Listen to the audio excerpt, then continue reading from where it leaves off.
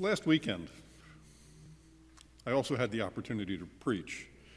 And not often do I get to preach 2 weekends in a row, and quite honestly, thank you to Father Joe, because 2 weekends in a row is a whole lot of work. He's been doing it for 45 years. Maybe we should work on 4 weeks in a row, or 4 years in a row. How's that? 45 years in a row. But last Sunday, we heard, "Speak, Lord, your servant is listening. And here I am, Lord. I come to do your will." And those passages led me to ask, how do I know? How do I respond? How do you respond when God calls?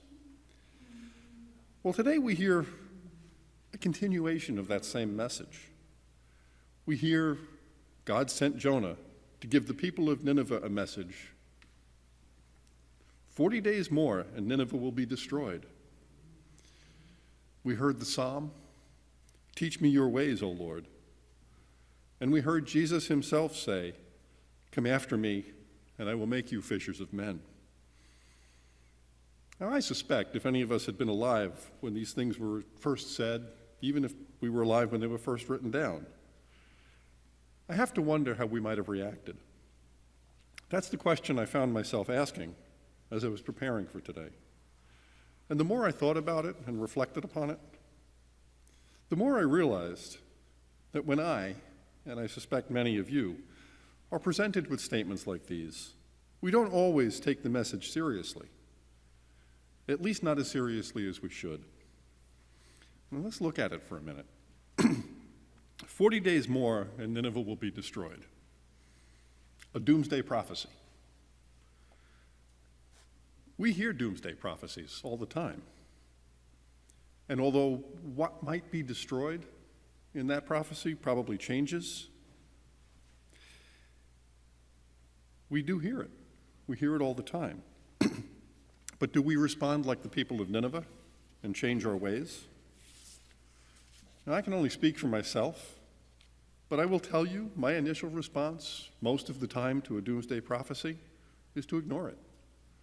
And sometimes not just my initial response, but my much longer-term response is to ignore it.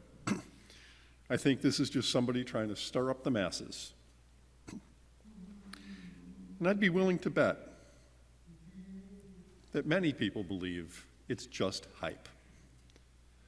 At the same time, as we all learned in the last 12 months, sometimes those doomsday messages are real. And if we ignore them, especially when they're true, and we don't change our ways, something bad is going to happen. Certainly for me, the coronavirus pandemic has been that lesson. When the news first started to break in February or March of last year, I thought to myself, just trying to wind us up. And now I stand here grateful that our scientists and our government leaders took it seriously long before I did. We hear today's psalm, "Teach me your ways, O Lord." It's really a simple prayer, asking God to show us how to live. But hasn't he already done that? And God sent his only Son, Jesus Christ, to give us that model to live by. But do we?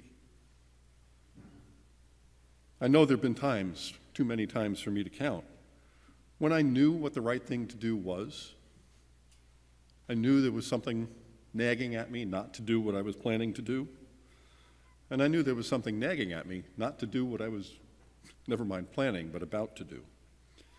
But I went ahead and did what I wanted because there was some immediate reward.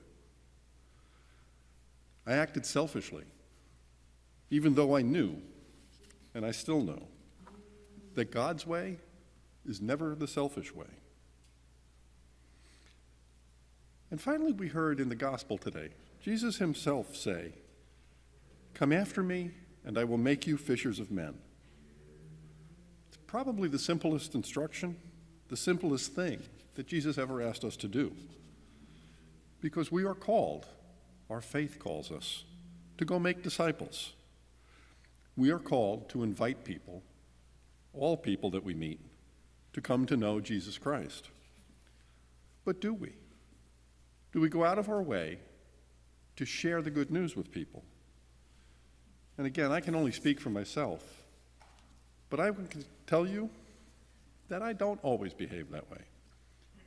I don't always make a conscious effort to share the good news and invite people to come to know Jesus. So let me leave you with this. Next time you hear a message that seems to be intended simply to stir things up in our world, or you're torn between doing what you want to do and what that nagging sense in your head is telling you should be doing, or you feel you're being called to do something that might be a little bit uncomfortable, will you do it? Will you take that moment to say, is this God asking me to do something, before you make the decision?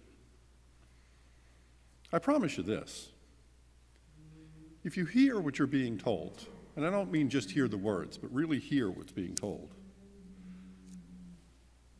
you will follow the model that Jesus gave us to live by, and you will be excited about sharing the good news with everyone you meet. And that is really what we're all called to do, to listen, to think, and to share.